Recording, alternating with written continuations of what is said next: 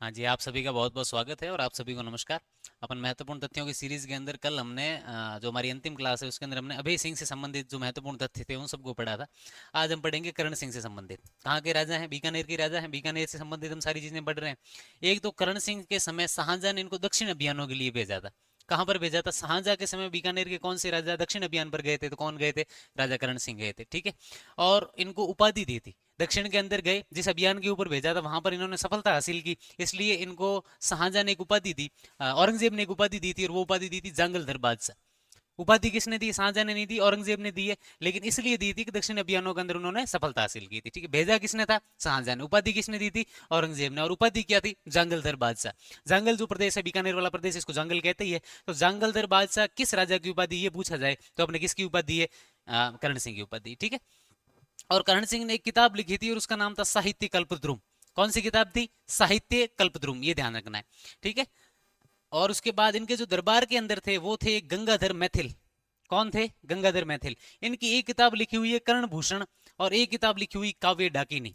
ठीक है। काव्य डाकिनी महत्वपूर्ण किताब है। कई बार पूछा गया कि काव्य डाकिनी जो किताब है किसके द्वारा लिखी है, तो किसने लिखी है? गंगाधर मैथिल ने। किसके दरबार के अंदर थे? तो बीकानेर के राजा करण सिंह के दरबार के अंदर थे। एक इनकी और किताब है, और वो कौन सी है? वो किताब है कर्ण भूषण। एक करण सिंह के दरबार के अंदर एक और थे विद्वान जिनका नाम था हौसिक भट्ट। क्या नाम था? हौसिक भट्ट। उन्होंने कौन सी किताब लिखी थी? इन्होंने लिखी थी कर्णवंतस। कौन सी किताब लिखी थी? कर्णवंतस। तो गंगाधर मैथिल ने दो किताब लिखी, कर्ण भूषण और काव्य डाकिनी। हौसिक भट्ट ने जो किताब लिखी वो लिखी थी कर्णवंतस। राजा करण सिंह ने जो खुद किताब लिखी थी वो लिखी थी साहित्य कल्पद्रुम। ठीक है। साहित्य कल्पद्रुम। उपाधि क्या थी इनकी? जंगलधर बादशाह। किसने दी थी उपाधि? ये उपाधि इनको औरंगजेब ने दी थी। ठीक है।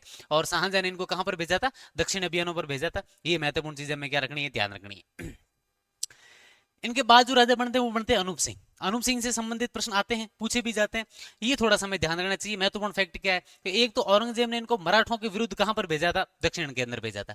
ठीक है। हम जब आप भारतीय इतिहास पढ़ते हैं तब आप पढ़ते हो कि औरंगजेब का पूरा जीवन दक्षिण के अंदर बीत गया, मराठों से संघर्ष करते करते बीत गया। ठीक है। और उसने अपनी पूरी जो जिंदगी है वो दक्षिण के अंदर खपा दी। तो एक तो औरंगजेब ने मराठों के विरुद्ध दक्षिण अभियान पर किसको भेजा था? अनूप सिंह को भेजा था। बीकानेर के कौन से राजा को भेजा था? अनूप सिंह के। और जब वो वहां पर गए, मराठों के खिलाफ जब अभियान करने गए थे, तो वहां पर उनको वहां अनेकों मूर्तियां जो है प्राप्त हुई। ठीक है। दक्षिण के अंदर। तो वो सारी मूर्तियों को उन्होंने इकट्ठा किया और लेकर कहां पर आ गए? लेकर अपने बीकानेर आ गए। अनेक सारी कई सारी भारतीय जो देवताओं की मूर्तियां थी, ठीक है, अपने जो दक्षिण के अंदर जो उनको मूर्तियां प्राप्त हुई, अनूप सिंह वो सारी मूर्तियों को कहां पर लेकर आ गए? बीकानेर लेकर आए। और यहां लाकर एक मंदिर है 33 करोड़ देवी देवताओं का जो मंदिर है उसके अंदर इन्होंने क्या करवाया? स्थापित करवा लिया। क्या करवाया? वहां पर स्थापित करवाया। तो अनूप सिंह ने दक्षिण से लाई हुई मूर्तियों को 33 करोड़ देवी देवताओं का जो मंदिर है बीकानेर के अंदर वहां पर क्या करवाया? इन्होंने स्थापित करवा लिया। एक और क्या फैक्ट है कि इनके काल में बीकानेर जो शैली है उसका स्वर्ण काल रहा था। क्या रहा था? स्वर्ण काल। हमने पढ़ा बीकानेर जो चित्रशैली का शुरुआत काल राय सिंह के संबंधित हमने पढ़ी, ये किताब थी भगवत पुराण, वो भी हमने पढ़ी। ठीक है। तो जो स्वर्ण काल रहा हुआ बीकानेर चित्रशैली का, स्वर्ण काल किसके काल का रहा हुआ है? तो अनूप सिंह के जो है काल का रहा हुआ है। और अनूप सिंह के समय जो चित्र बने हुए उसके ऊपर हमें क्या मिलती है? दक्षिण शैली का प्रभाव मिलता है। कौन सी शैली का मिलता है? दक्षिण शैली का प्रभाव मिलता है। किस राजा के काल के बने हुए, बीकानेर के अंदर किस शासक के काल के बने हुए चित्रों के ऊपर भारतीय दक्षिण शैली का जो है प्रभाव दिखाई पड़ता है? तो वो किसके राजा के काल के चित्र है? अनूप सिंह के काल के चित्र है। ठीक है। अनूप सिंह खुद विद्यानुरागी शासक थे, उनके द्वारा किताबें लिखी हुई है। एक अनूप विवेक लिखी हुई है, काम प्रबोध लिखी हुई है, और एक कौन सी लिखी हुई है? श्राद्ध प्रयोग लिखी हुई है। और जब वो दक्षिण के अंदर गए थे तो वहां पर उनको बहुत सारी किताबें मिली थी। ठीक है। और वो किताबें भी वो लेकर कहां पर आए? यहाँ पर। ठीक है। और बीकानेर के अंदर एक जो है पुस्तकालय खोला, पुस्तकालय स्थापित करवाया, जिसका अभी नाम क्या है वर्तमान में? अनुपालय। यहाँ पर अनूप पुस्तकालय। क्या नाम है उसका अभी वर्तमान में? अनूप पुस्तकालय। ठीक है। राणा कुंभा से संबंधित भी किताबों का जो वर्णन है वो भी हमें यहाँ मिलता है इस लाइब्रेरी के अंदर, और बहुत सारी किताबें। तो एक तो किताबें लेके आए दक्षिण से, तो कौन सा पुस्तकालय खोल दिया। अनेक सारी मूर्तियां लेके आए, तो 33 करोड़ देवी देवताओं को जो मंदिर है वहां पर स्थापित करवा दिया। अनूप सिंह की खुद की किताबें हमने पढ़ी, अनूप विवेक है, काम प्रबोध है, और श्राद्ध प्रयोग है। और इनको औरंगजेब ने मराठों के विरुद्ध दक्षिण अभियान पर भेजा था, और वहां से वो सारी क्या लेके आए थे? मूर्ति। और अनूप सिंह के समय जो चित्रशैली है उसके ऊपर हमें किसका प्रभाव मिलता है? दक्षिण शैली का प्रभाव मिलता है। इनके बाद जो राजा बनते हैं जोरावर सिंह। जोरावर सिंह भी बहुत विद्वान व्यक्ति थे। उनके द्वारा जो किताबें लिखी हुई वो ध्यान रखना। एक तो इन्होंने संस्कृत के अंदर ग्रंथों की रचना की थी। एक था वैदिक सार और एक थी पूजा पद्धति। दो किताबें थी। कौन सी थी? एक थी वैदिक सार और एक थी पूजा पद्धति। पूजा की पद्धतियों को लेकर आदि विवरण है। तो दो किताबें कौन कौन सी?